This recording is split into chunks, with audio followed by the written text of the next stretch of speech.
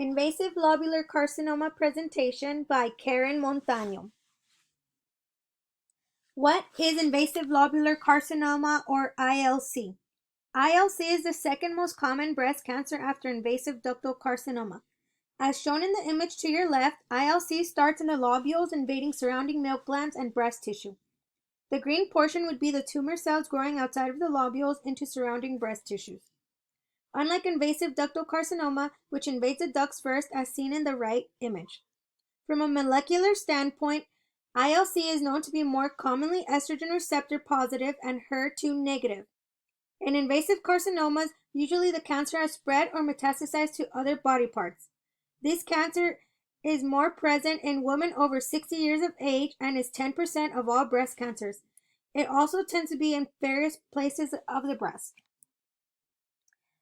Most of the time, ILC does not form lumps and is difficult to feel in breast. Here are a couple of signs to be aware of though. Hard thickening of breast, change in size of breast, lump hardening known in breast or armpit, dimpling, dent, puckering of skin on breast, nipple changes either inverted or pulling to one side, and new pain that won't go away in one spot. Other changes to look out for would be warmness or redness, sores, skin changes, as well as nipple discharge. Like I said before, most cases of ILC, there may not be any physical signs, and usually it is found during your mammogram. Invasive lobular carcinoma on a mammogram shows up with articular distortion like speculations, ill-defined masses, as well as densities, as you can see on these images on the top. The densities of this mass are somewhat star-shaped and irregular, as pointed out through the arrows. The masses on the left side show a mammogram with a rod to show a scar, but below that you can see how irregular the mass is as well as the size of it. This image also gives us a preview of an ultrasound in image C and how it would be compared to the MLO and CC mammogram images. Diagnostics and follow-ups. There are various other forms of diagnosing this cancer besides a mammogram. Ultrasound can be used by itself or used for assistance of a needle biopsy as demonstrated in the image here to your right. There are two different kinds of needle aspiration biopsies. In one fine needle aspiration biopsy, there is a very small hollow needle that is inserted in the breast to retrieve a sample of cells to be examined microscopically, leaving no scars. In core needle biopsy, a larger needle is inserted to remove several cylindrical shaped samples of tissue from the mass.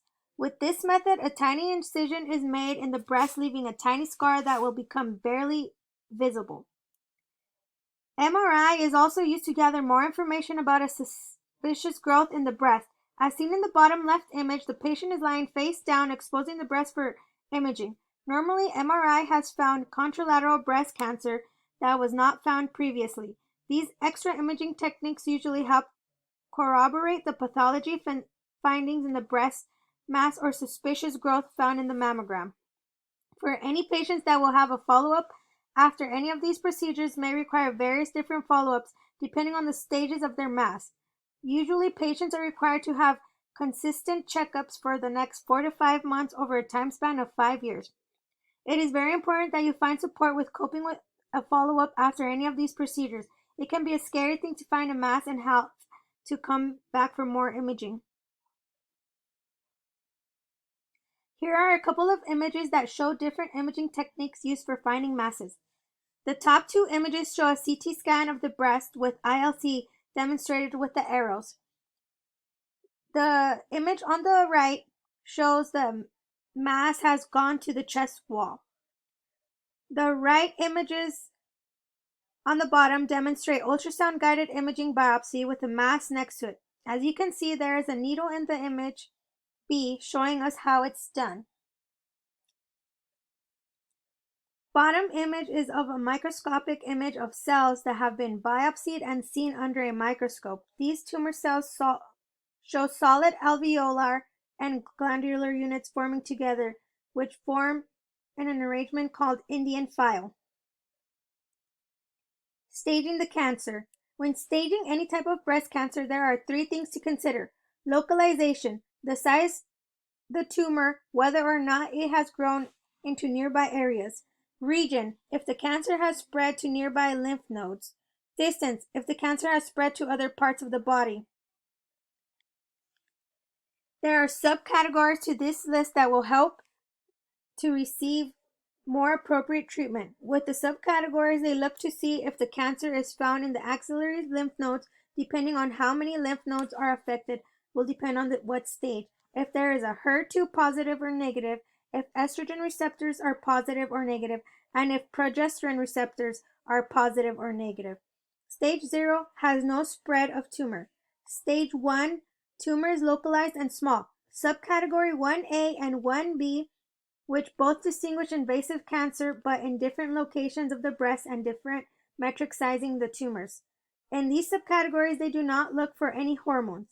Stage 2 would be an increase in size of tumor and invading lymph nodes. Subcategory 2A and 2B taking into consideration hormones being present. Stage 3, these tumors are larger or are growing into nearby tissues, or they have spread to many nearby lymph nodes.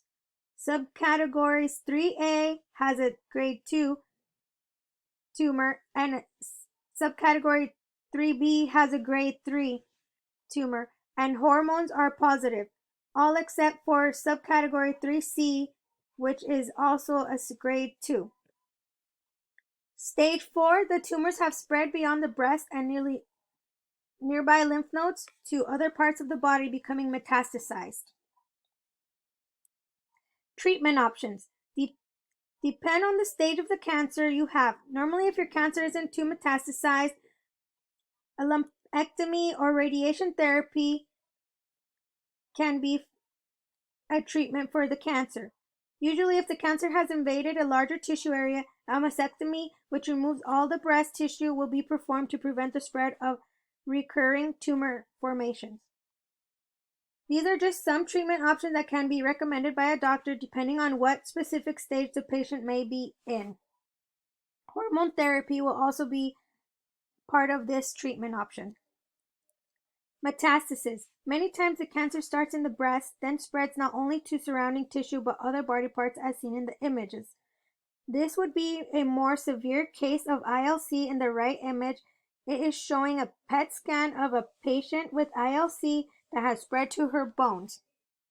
In the left image, it shows how the primary tumor began, and then it shows the different places that the tumor can metastasize to.